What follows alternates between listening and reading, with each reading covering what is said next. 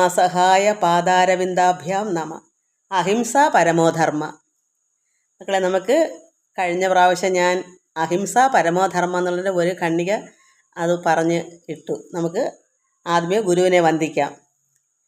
വന്ദിച്ചു സൽഗുരുപാദത്തെയും വന്ദിച്ചു സിദ്ധ സമൂഹത്തെയും വന്ദിച്ചു ചൊല്ലുന്നേനീശനെയും ജ്ഞാനം വന്നിടാൻ വേണ്ടിയൻ ജ്ഞാനപ്പെണ്ണി. നമ്മൾ ഗുരുവിനെയും സിദ്ധ സമൂഹത്തെ, നല്ല ഭക്തന്മാരെ സിദ്ധ സമൂഹത്തെയും ഒക്കെ വന്ദിക്കണം, ഈശനെയും ഒക്കെ ഒന്നായി കാണണം. അങ്ങനെ പ്രാർത്ഥിച്ചിട്ട് നമ്മൾ എന്താ കഴിഞ്ഞ പ്രാവശ്യം നമ്മൾ വായിച്ചത്, നമ്മൾ എവിടുന്നാണ് ഉണ്ടായത്, ഏതൊന്നിൽ നിന്നാണ് നമ്മൾ എല്ലാ സൃഷ്ടികളും എവിടെ നിന്നാണ് നമ്മൾ വന്നത്, എവിടെയാണ് നമ്മളെല്ലാവരും വസിക്കുന്നത്, ആ ഏതൊന്നിലാണ് ചെന്ന് ലയിക്കുന്ന അവസാനം നമ്മൾ എവിടെ ചെന്നെത്തും. ഇവിടേക്ക് നമ്മൾ ആ ഒന്നിൽ നിന്ന് നമ്മുടെ ഇവിടെ നമ്മളെല്ലാവരും ഇവിടെ സൃഷ്ടിച്ചു. നമ്മൾ അവിടെ നിന്ന് വന്നു, മൂലത്തിൽ നിന്ന് വന്നു, പരബ്രഹ്മ വസ്തുവിൽ നിന്ന് വന്നു. ഇനി നമ്മൾ അവിടേക്ക് ചെന്ന് ലയിക്കും. അതാണ് നമ്മൾ കഴിഞ്ഞ പ്രാവശ്യം വായിച്ചത്. അത് ചേതസ്സിൽ ചിന്തിക്കൂ, നമ്മളെ മനസ്സിലിത് മനസ്സിലാക്കൂ, അറിയൂ. ജ്ഞാനം എന്ന് വെച്ചാൽ അറിവാണ്. അപ്പോൾ അങ്ങനെ നമ്മൾ ചിന്തിക്കുമ്പോൾ നമുക്ക് ആനന്ദം ഉണ്ടാകും.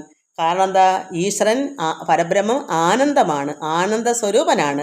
അതുകൊണ്ട് ആനന്ദം ആ ബ്രഹ്മം ചിന്തിക്കുമ്പോൾ ആനന്ദ കുട്ടികൾ നമ്മളെല്ലാം ഞാനെന്നും നീയെന്നും ഭേദത്തെ വിട്ടതു ധ്യാനിക്കിലാനന്ദം ജ്ഞാനപ്പെണ്ണി.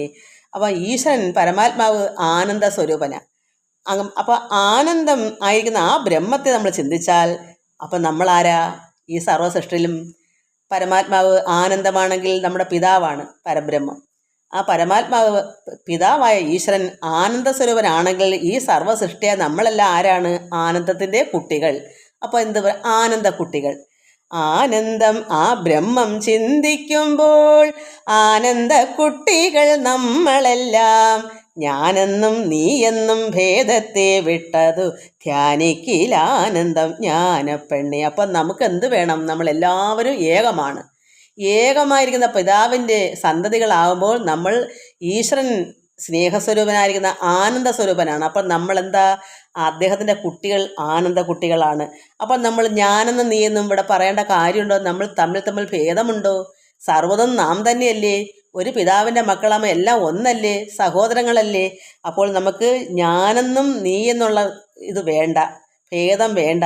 നമ്മളെല്ലാവരും ഒന്ന്, നമ്മൾ അല്ല ഞാനും നീ എന്നുള്ള ചിന്ത നമുക്ക് വേണ്ട. കാരണം എന്താ? ഈശ്വരൻ്റെ സന്തതികളാ സർവ്വ സൃഷ്ടി. ഇവിടെ ജാതിമത ഭേദമന്യേ വർണ്ണ വ്യത്യാസമന്യേ സർവ്വ സൃഷ്ടികൾ, അത് പക്ഷിയായാലും മൃഗം എല്ലാം പരമാത്മാവിൻ്റെ സന്തതികളാണ്. അപ്പോൾ എല്ലാം തുല്യരാണ് നമുക്കിവിടെ ഈ ലോകത്തിൽ. അപ്പം നമുക്ക് എന്തൊരു ആനന്ദമാണ്, കാരണം ഈശ്വരൻ തന്നെ ആനന്ദമാണ്. അപ്പം നമ്മളും എല്ലാവരും ആനന്ദ കുട്ടികളാണ്. അപ്പം നമുക്ക് തമ്മിൽ ഭേദം വേണോ? എൻ്റേതെന്നും നിൻ്റേതെന്നുള്ള ഭേദം വേണം. നമ്മളെല്ലാവരും ഒന്നല്ലേ? ഞാനെന്നും നീയെന്നും ഭേദത്തെ കളയണം വിട്ടത്. അങ്ങനെ ധ്യാനിക്കണം. അങ്ങനെ ധ്യാനിക്കലാണ് നമുക്ക് എന്തുണ്ടാകും? ആനന്ദം ഉണ്ടാകും. ഇത് നമ്മൾ മനസ്സിലാക്കണം. നമ്മുടെ പിതാവ് ഏകനായിരിക്കുന്ന അദ്വൈതം, അതാണ് ഈശ്വരൻ ഏകനാണ്.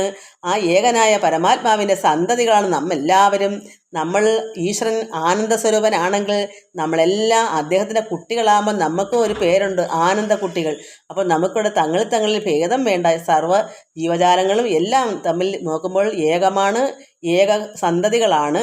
അതുകൊണ്ട് ഭേദങ്ങളൊന്നും വേണ്ട. അങ്ങനെ നമ്മൾ ധ്യാനിക്കുമ്പോഴാണ് നമുക്ക് ആനന്ദം ഉണ്ടാകുന്നത്, ആനന്ദം അനുഭവിക്കുന്നതാണ്. ആനന്ദക്കുട്ടികളാകണമെങ്കിൽ നമ്മൾ ആനന്ദം അനുഭവിക്കണം. അത് രുചിച്ചറിയുമ്പോഴാണ് നമ്മൾ മനസ്സിലാക്കുന്നത്. അതാണ് ഇതിൻ്റെ അർത്ഥം. ആനന്ദം ആ ബ്രഹ്മം ചിന്തിക്കുമ്പോൾ ആനന്ദ കുട്ടികൾ നമ്മളെല്ലാം ഞാനെന്നും നീയെന്നും ഭേദത്തെ വിട്ടതു ധ്യാനിക്കിലാനന്ദം ജ്ഞാനപ്പെണ്ണി. എല്ലാവർക്കും നമസ്കാരം. ഹരി ഓം, ഹരി ഓം, ഹരി ഓം.